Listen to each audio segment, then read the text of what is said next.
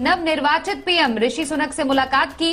भारतीय मूल के ऋषि सुनक हाल ही में चुने गए हैं ब्रिटेन के प्रधानमंत्री और G20 समिट में हिस्सा लेने के लिए ऋषि सुनक भी पहुंचे हुए हैं। प्रधानमंत्री नरेंद्र मोदी भी वहीं पर थे जिस वक्त उनकी मुलाकात हुई। कि जो यूके के प्राइम मिनिस्टर हैं वो इंडिया के प्राइम मिनिस्टर से पहली बार मिल रहे हैं। आपको क्या लगता है कि अब इन दोनों कंट्रीज के तल्लुकात मजीद बेहतर होंगे, से इंडिया को फायदा होगा, जो यूके के प्राइम मिनिस्टर है इंडिया को फायदा देंगे? जहरी बात है, वतन से लगाव होता है हर सॉफ्ट कॉर्नर हो जाता है। हाँ बिल्कुल होता है, बिल्कुल होता है। दरअसल मोदी साहब G20 में बैठ के दुनिया की ग्लोबल लीडरशिप के साथ बैठ के दुनिया का एजेंडा सेट कर रहे हैं।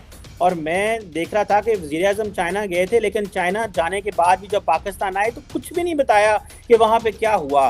कुछ समझ नहीं आ रही, क्या पैसे मिले नहीं मिले, चीन आपके साथ किस तरह चीजें कर रहा है, आपने मीडिया को क्यों नहीं बताया? वो देने के काबिल ही नहीं थे। और दूसरा उसकी बात ये थी कि चाइना इस वक्त अकॉर्डिंग टू द IMF उनकी 40 साल से लोएस्ट ग्रोथ चाह रही है, GDP ग्रोथ। ओके, क्या प्राइम मिनिस्टर मोदी की जो मीटिंग शी जिनपिंग से होगी तो आप समझते हैं कि ये प्राइम मिनिस्टर मोदी के लिए अच्छा होगा या बुरा होगा? टीमा साहब, मोदी जी को जिससे हाथ मिलाना होता है, मोदी जी की आंखों में और दिमाग में दोस्त और दुश्मन का पूरा फर्क है। जिससे हाथ मिलाना तो उससे हाथ मिलाते हैं, जिससे जप्पी पानी होती है उससे जप्पी पाते हैं, जहां बात करनी होती बात करते हैं और जहां लात मारनी होती वहां लात नहीं मारा। नमस्कार दोस्तों, G20 समिट में नरेंद्र मोदी के पहुंचते जिस तरह का स्वागत और जिस तरह से पूरे दुनिया के लीडर उनसे मिलने के लिए बेताब थे, उन्हीं में से एक ऋषि सुनक भी थे जिन्होंने नरेंद्र मोदी से मिलने के बाद बहुत कृतज्ञता व्यक्त किया है और यहां तक कि उन्होंने हिंदी में ट्वीट करके ये जानकारी दी है। और तो और फ्री ट्रेड और वीज़ा की जो पॉलिसी थी उसे भी खोल दी गई है, जो कि पिछले 2-3 सालों से पेंडिंग चल रहा था। इन्हीं सब बातों पे पाकिस्तान मीडिया में बहुत चर्चा हो रही है और ये बताने की कोशिश की जा रही है किस तरह से नरेंद्र मोदी का जो कद है पूरे दुनिया में बढ़ता जा रहा है, वहीं पाकिस्तान को कोई पूछता भी नहीं। यहाँ तक कि उसका जो जिगरी दोस्त चीन है उसे भी एक ढेले का भाव नहीं देता है, एक फुट्टी कौड़ी नहीं देता है। इन्हीं सब बातों पर पूरे पाकिस्तान मीडिया में पाकिस्तान की थू हो रही है, वहीं पे नरेंद्र मोदी और इंडिया की जो फॉरेन पॉलिसी है उसकी वाहवाही की जा रही है और यहाँ तक कहा जा रहा है इंडिया के पॉलिसी से पाकिस्तान को कुछ सीखना चाहिए। चलिए खुद देखते हैं वीडियो में और क्या बातें हुई।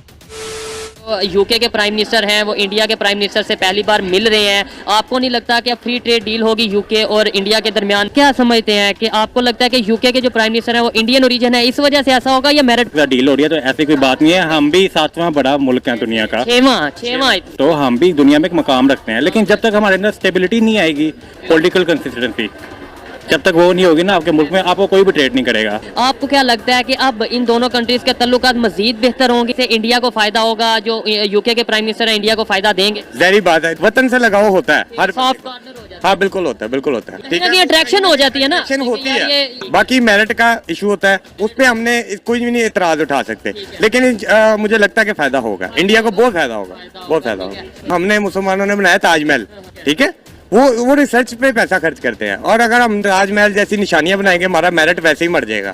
दरअसल मोदी साहब G20 में बैठ के दुनिया की ग्लोबल लीडरशिप के साथ बैठ के दुनिया का एजेंडा सेट कर रहे हैं। और मैं देख रहा था कि वज़ीर-ए-आज़म चाइना गए थे, लेकिन चाइना जाने के बाद भी जब पाकिस्तान आए तो कुछ भी नहीं बताया कि वहाँ पे क्या हुआ। कुछ समझ नहीं आ रही, क्या पैसे मिले नहीं मिले, चीन आपके साथ किस तरह चीजें कर रहा है, आपने मीडिया को क्यों नहीं बताया? दूसरी तरफ देखें वो किस तरह, जो आप बता रहे थे कि एप्पल का जो है वो मैन्युफैक्चरिंग भी हो रही है और वो दुनिया के साथ वो जो है वो कर रहे हैं। ये हम सिर्फ इसी तरह पॉलिटिकल अनसर्टेनिटी में घुसे रहेंगे और इसी में हमारा जो है ना अगले भी कुछ 70 साल गुजर जाएंगे। इसमें चाइना से सबसे बड़ी बात आके वापस बताते तब अगर उन्होंने कोई अच्छी बात बताई होती। मैंने आपके सेगमेंट में ही कहा था कि चाइना इस वक्त अकॉर्डिंग टू द IMF उनकी 40 साल से लोएस्ट ग्रोथ चाह रही है, GDP ग्रोथ। वो देने के काबिल ही नहीं थे। और दूसरा उसकी बात ये थी वो आपसे नाराज थे और उसके बाद आप दरमियान में जाके मिन्नतें तरले अमेरिकन की शुरू कर देते हैं, उससे भी नाराज हैं आपसे। आपने बहुत मिन्नतें की हैं यार, ग्वादर नहीं पसंद, कराची ले लो, लेकिन अब उनकी इकॉनमी अपनी ठीक नहीं है। श्रीलंका का धचका उनको लग चुका है, वो दोबारा आपको कुछ देने ही नहीं चाहते थे। हाँ, उन्होंने कहा चलो आप आ गए और आपका बॉर्डर इंडिया के साथ है, क्या करें, मजबूरी है। साथ ही उन्होंने आपको कहा चलें जी आपके हम रीस्केड्यूल कर देते हैं लोन, बस यही किया उन्होंने। वो आपने वो मेमोरेंडम ऑफ अंडरस्टैंडिंग साइन किए होंगे, वो करके आके उन्होंने बता दिया ट्रेन आ रही, अपना ट्रेन आनी है ना जानी। ट्रेनें कौन बनाया आके जहां आपका मुल्क सारा जल रहा हो, वो बनाएगा ट्रेन आके? मैंने आपको अर्ज किया था कि मैं बैंक का मैनेजर हूं, मैं आपको 5,000 रुपया ना उधारा दूं आपको लोन पे। उसकी वजह ये ना, हालात देख लें। आप क्या समझते हैं अगर प्राइम मिनिस्टर मोदी की शी जिनपिंग से मुलाकात होती है, ओके, क्या प्राइम मिनिस्टर मोदी की जो मीटिंग शी जिनपिंग से होगी एक तो ये कंफर्म करें हो रही है कि नहीं, अगर हो गई तो आप समझते हैं कि ये प्राइम मिनिस्टर मोदी के लिए अच्छा होगा या बुरा होगा? देखिए, जो इंडिया है ना, इंडिया दोस्ती भी मिलाता है दिल खोल के और दुश्मनी भी निभाता है दिल खोल के। हमारा सुप्रीम नेशनल इंटरेस्ट पहले है, चाइना एडवर्सरी है, हमें इस पर कोई डाउट नहीं है। टीमा साहब, मोदी जी को जिससे हाथ मिलाना होता है, मोदी जी की आंखों में और दिमाग में दोस्त और दुश्मन का पूरा फर्क है। जिससे हाथ मिलाना तो उससे हाथ मिलाते हैं, जिससे जप्पी पानी होती है उससे जप्पी पाते हैं, जहां बात करनी होती बात करते हैं और जहां लात मारनी होती है वहां लात भी माराते हैं। मतलब I am not talking physical but diplomatically, you know how to kind of ignore people. Sumit भाई, G20 की जो कॉन्फ्रेंस हुई है, अब मैं देख रहा था कि वो G20 ने ये कहा है कि हम रिजेक्ट करते हैं इरा ऑफ वॉर। वेस्टर्न ममालिक थे, वो चाहते थे कि टफ जॉइंट कम्युनिके आए, लेकिन इंडिया ने रशिया की दोस्ती में इसको थोड़ा टोन डाउन किया। और आप क्या समझते हैं कि इंडिया जो है वो जो G20 की लीडरशिप करते हुए ये जो बैलेंस अप्रोच दे रहा है कि वेस्ट जो है वो टफ लाइन लेना चाह रहा था यूक्रेन के ऊपर, लेकिन इंडिया ने सुनने में आया कि जॉइंट कम्युनिके में बड़ा असर और सूख डाला। उन्होंने कहा हमें प्रेसिडेंसी मिल रही है तो इसको जरा टोन डाउन करें, रशिया को जरा फेस सेविंग दें। आप कैसे देखते हैं इसे? So what has this war got? So we have been always talking vision of sanity. It is not the era of war. दुनिया की इकोनॉमी के लिए यही अच्छा है। So what has this Ukrainian conflict given to the world? I have no understanding of it except recession and disaster. और किसी भी कंट्री को ज़ेलेंस्की का जैसा लीडर ना मिले। ऐसे लीडर बहुत खतरनाक है।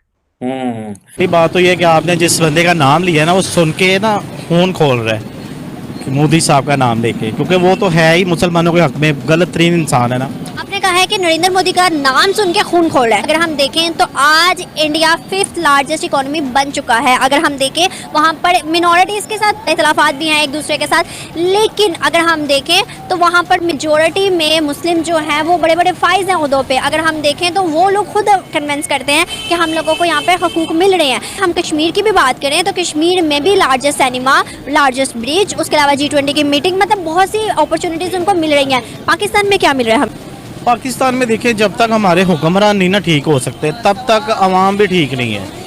वो जो आपने बात की है ना कि वो लोग इतने हमारा खून खोलते हुए भी वो इतने कामयाब क्यों हैं, तो उसकी मेन रीज़न ही इतनी है कि उन लोगों का काफ़ी कुछ तो एक उनकी वो जो वर्थ है उनकी कौम की।